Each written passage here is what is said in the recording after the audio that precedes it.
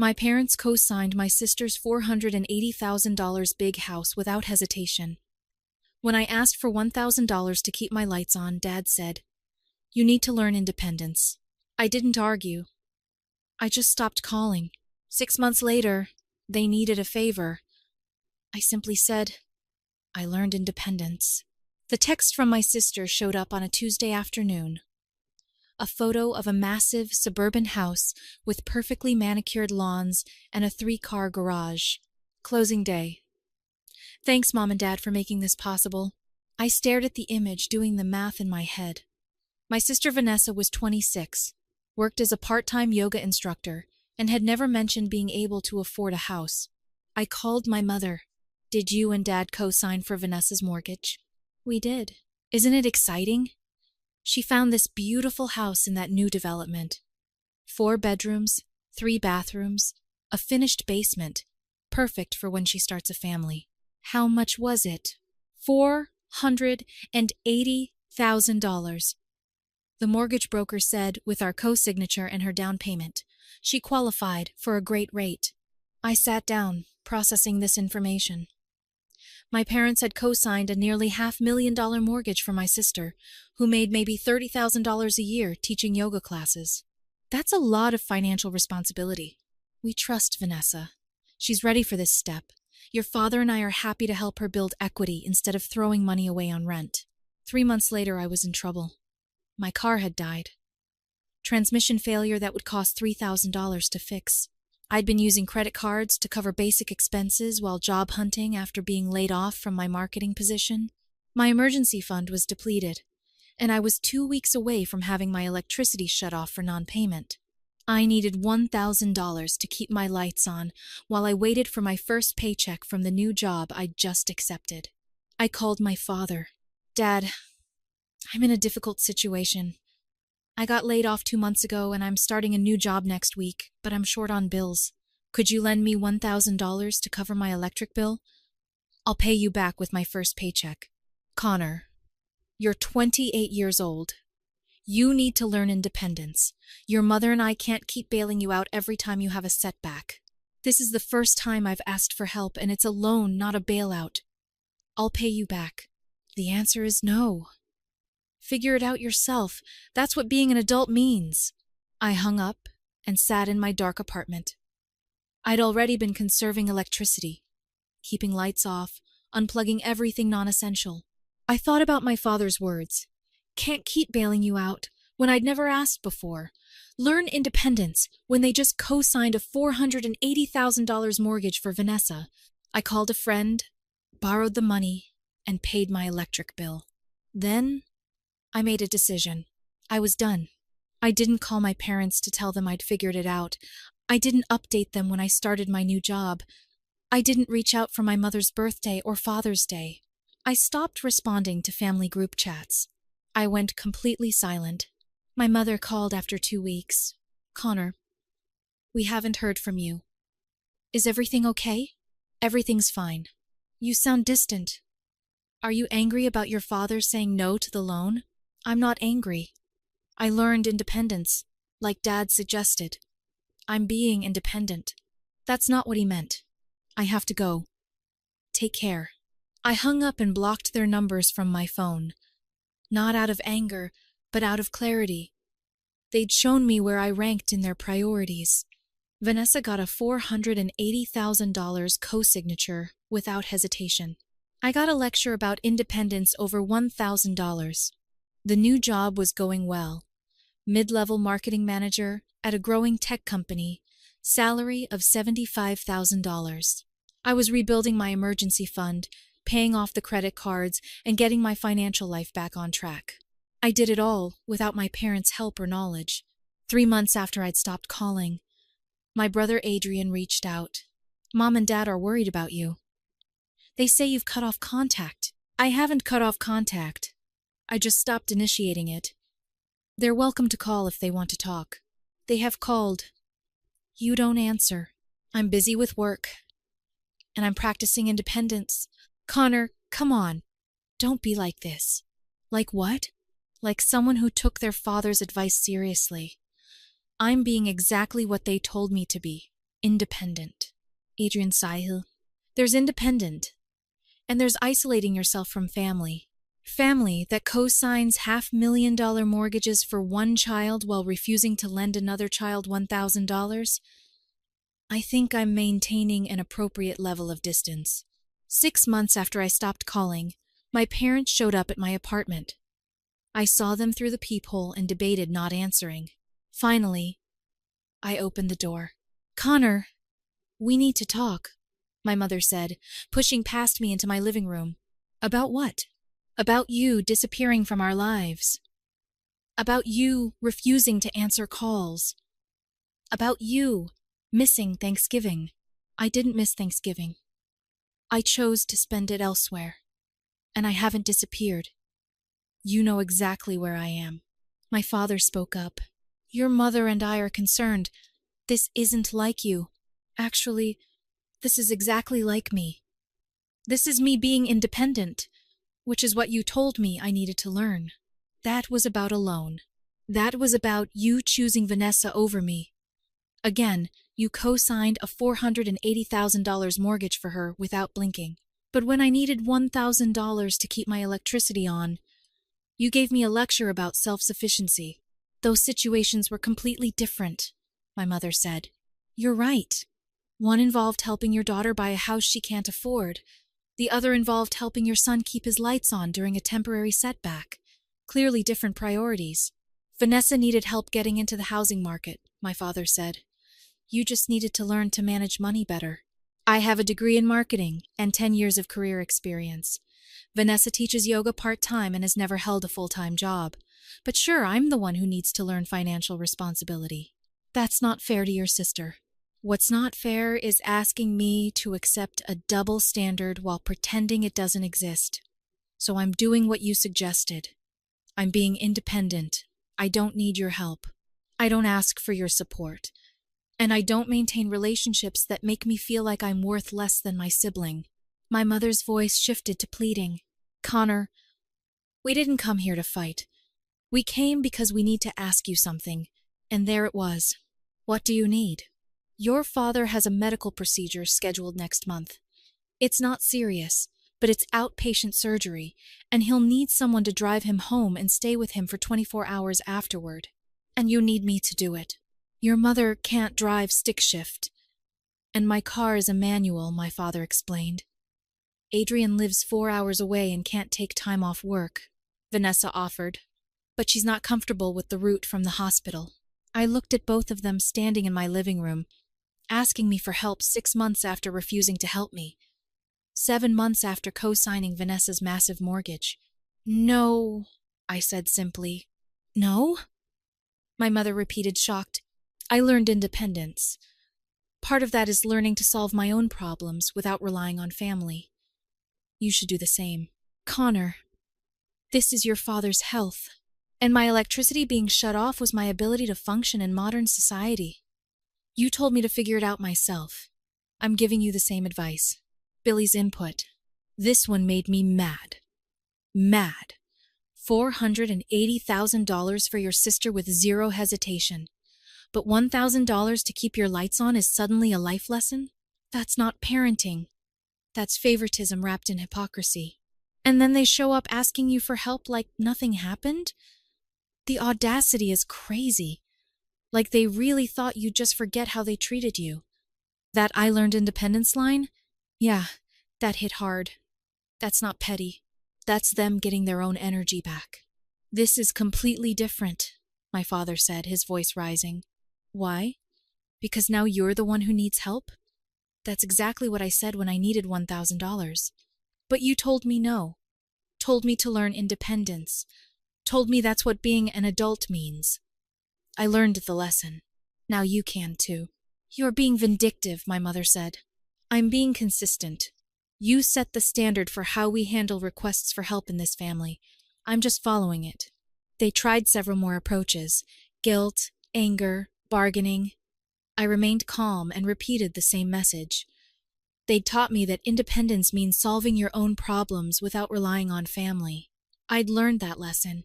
Now they could learn it too. They left angry, and I felt nothing but relief. The people who'd refused to help me during a genuine crisis had shown up expecting help with something they could easily solve another way. Take an Uber. Have my mother learn to drive stick. Ask one of their friends. Reschedule the procedure when Adrian could come. They had options. I'd had options, too, when my electricity was about to be shut off. Borrow from friends, which is what I did. They told me that was the right choice. Now, they could make the same choice. The days after my parents left were surprisingly peaceful. I'd expected to feel guilty, to second-guess my decision, to wonder if I was being too harsh. Instead, I felt lighter. I'd drawn a boundary and maintained it, and the world hadn't ended. Work continued to go well. My manager had mentioned promotion potential if I kept delivering results. I was rebuilding my savings systematically, putting aside money each paycheck. The financial stress that had characterized the period after my layoff was fading, replaced by stability I'd earned entirely on my own. My friend Josh, who'd lent me the $1,000 for my electric bill, asked me over dinner one evening how things were going with my family. Not going at all, really. They came by asking for help with my dad's surgery. I said no.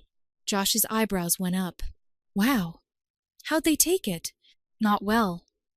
But they also didn't seem to make the connection between refusing to help me and me refusing to help them. Did you point it out? I did. Used my dad's exact words back at him. Learn independence. The look on his face was almost worth the 6 months of silence. Do you think they'll actually learn from this? I considered the question. Honestly, I don't know. Part of me thinks they'll just decide I'm the ungrateful child and double down on supporting Vanessa. But part of me hopes they'll actually examine their behavior and realize how unfair they've been. What do you want to happen? I want them to understand that you can't treat your children completely differently and expect the undervalued one to keep showing up with a smile. I want them to acknowledge that co-signing a $500,000 mortgage while refusing a $1,000 loan is absurd. I want them to see that learn independence is a cruel thing to say to someone asking for help during a crisis, especially when you're enabling someone else's financial irresponsibility. That's a lot of self-awareness you're asking for. I know.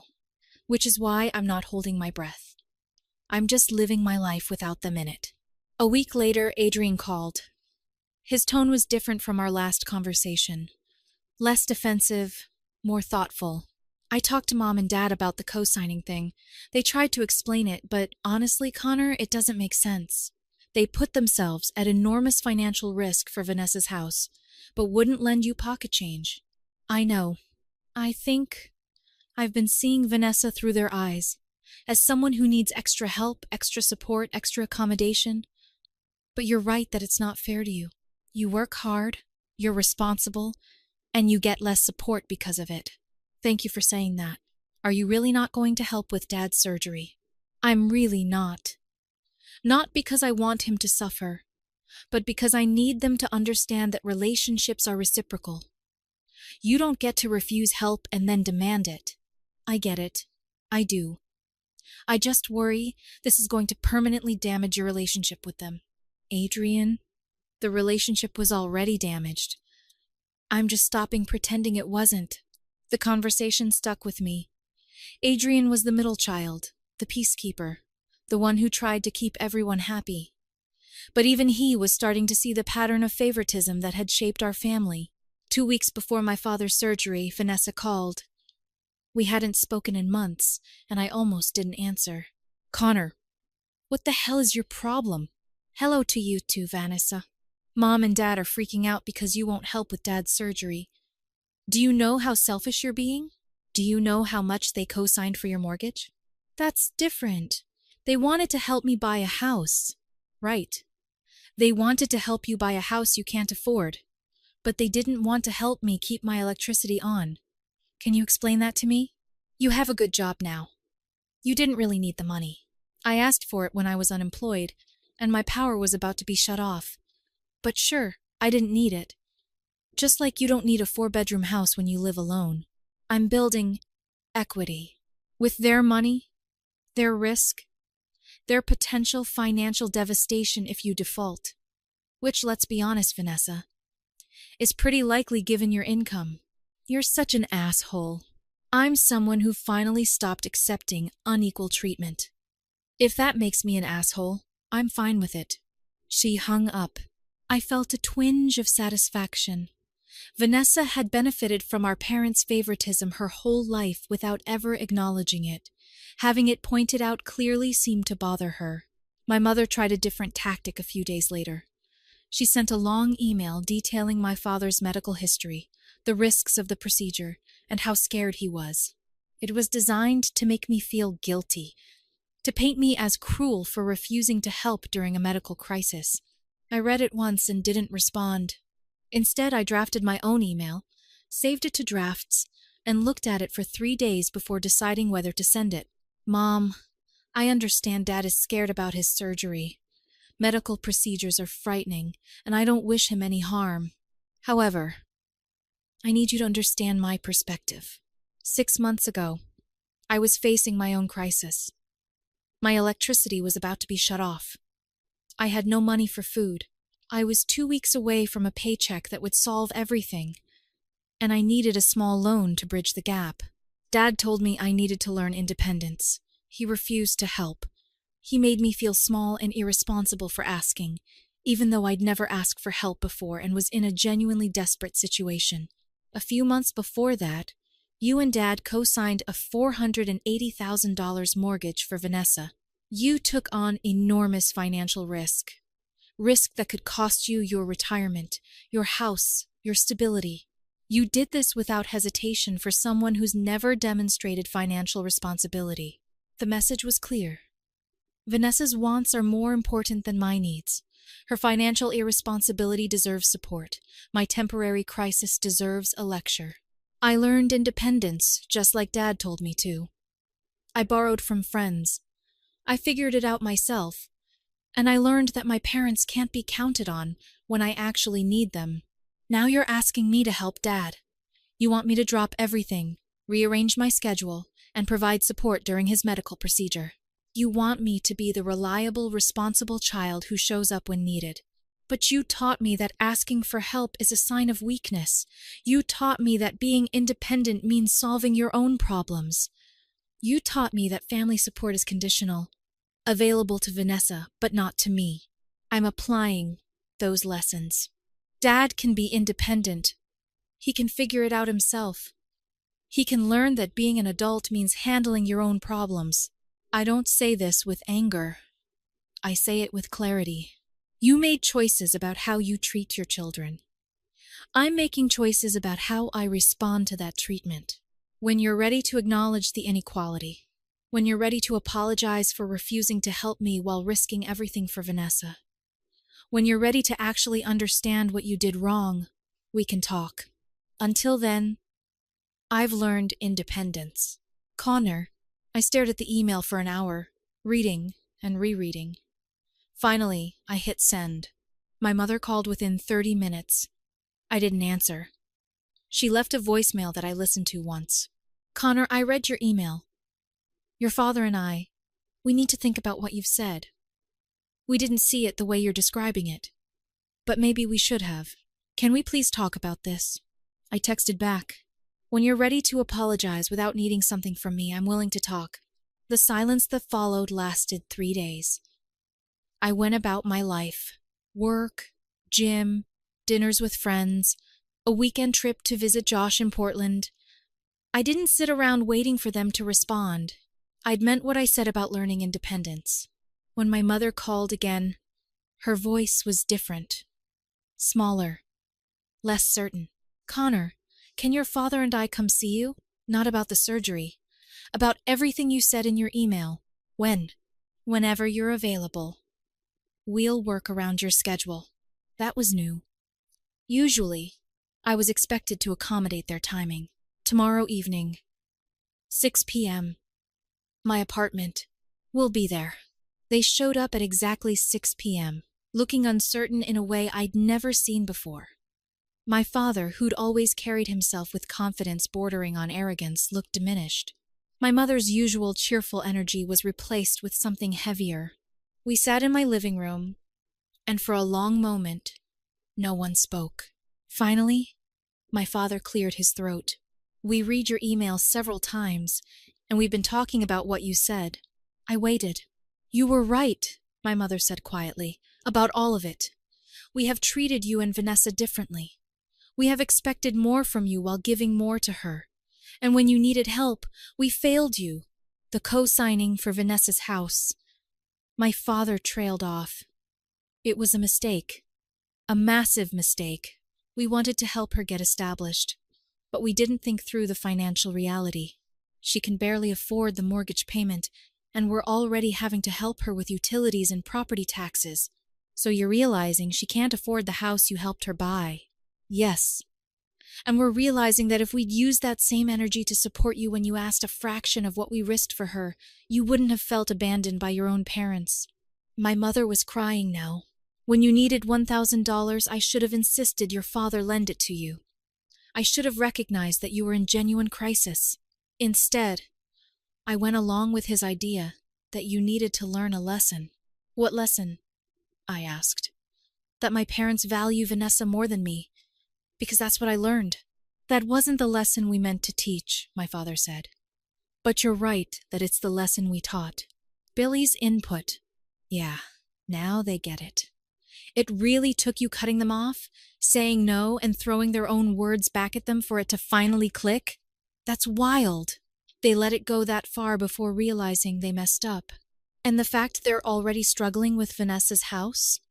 Exactly what you saw coming. They gambled everything on her and ignored you when you actually needed them. But I'll say this. The apology feels real this time. Not defensive, not excuses. Just straight up, we were wrong. Still, though, damage like that doesn't just disappear. They woke up late. 3 days before the surgery, my parents showed up at my apartment again. Mom and Dad are really upset. They can't believe you won't help with Dad's surgery. Did they tell you they refused to lend me $1,000 when I was about to have my power shut off? They mentioned you'd asked for money and they'd said no. Did they mention they co-signed a $480,000 mortgage for Vanessa a few months before that? Silence. They... What? Vanessa's house. Mom and Dad co-signed the mortgage. Nearly $500,000 of liability. But they wouldn't lend me $1,000 for 2 weeks. That's... Wow. I didn't know about the co-signing. Most people don't co-sign mortgages that big unless they're comfortable with potentially having to pay it. They took on enormous financial risk for Vanessa, but I was told I needed to learn independence over a fraction of that amount. I can see why you're upset. I'm not upset. I'm just applying their logic consistently. They set the boundary. I'm respecting it. 2 weeks before my father's surgery, my mother called from my father's phone, a number I hadn't blocked. I answered by accident. Connor, please reconsider. Your father is scared about the procedure, and it would mean a lot to have you there. Then he should have thought about that before he told me I needed to learn independence over $1,000. He feels terrible about that. We both do. We realize we were too harsh. You weren't harsh. You were showing favoritism to Vanessa, which you've done our entire lives. I just finally decided to stop accepting it. We don't favor Vanessa. Mom, you co-signed a mortgage that could ruin you financially if she defaults. You gave her massive support without hesitation. But you wouldn't lend me $1,000 during a temporary crisis. That's the definition of favoritism. We thought you were more capable of handling problems on your own. So my reward for being responsible is getting less support. That's the lesson you want to teach. Silence on the line. Then what would it take for you to help with the surgery? An acknowledgement that you treat Vanessa and me differently. An apology for refusing to help me when I needed it while taking on enormous financial risk for her. And a genuine understanding of why I've distanced myself. We can do that. Then do it. Not because you need something from me, but because you actually understand what you did wrong. When you're ready to have that conversation without an agenda, call me. Until then, I've learned independence like you taught me. I hung up 3 days before the surgery, My parents showed up at my apartment again. This time, they looked different. Smaller, older, less certain. "We're here to apologize," my father said without preamble. "Not because I need help with the surgery, but because we were wrong. We treated you unfairly, and we're sorry." I waited, saying nothing. My mother continued. "We've always known you were more self-sufficient than Vanessa. You worked hard, built your career, managed your money responsibly. Vanessa has always struggled, and I think we fell into a pattern of trying to solve her problems for her, while expecting me to solve mine alone," I added. "Yes," my father said, "and when you had a genuine crisis and asked for help, I fell back on that pattern. I saw you as the strong one who would figure it out, and I saw the loan request as you not being as strong as I thought. That was unfair and wrong." "The co-signing for Vanessa." My mother trailed off. "Was you taking on massive financial risk for someone who's never demonstrated financial responsibility while refusing to lend a small amount to someone who has? I get it. She needed help buying a house she can't afford. I only needed help keeping my lights on." "When you put it that way, it sounds terrible," my mother admitted. "It is terrible. And it's not just the money. It's what it represents. You value Vanessa's wants, because that house is a want, not a need, more than you value my actual needs." My father sat down heavily. "You're right. And I'm sorry. I'm sorry I told you to learn independence while we were co-signing a mortgage that could destroy our retirement if Vanessa can't pay. I'm sorry we made you feel like you mattered less than your sister. And I'm sorry it took me needing something from you to really examine our behavior." It was the most honest conversation I'd had with my parents in years. "I appreciate the apology," I said carefully, "but I need you to understand that this isn't something that gets fixed with one conversation. You've shown me where I rank in your priorities. That doesn't change overnight." "We understand," my mother said. "We're not asking you to forgive us immediately or forget what happened. We're just asking for a chance to do better." "And the surgery?" "I've arranged for a medical transport service," my father said. "I don't expect you to help after how we treated you. That's not why we came to apologize." I studied them both. They looked genuine, defeated, almost.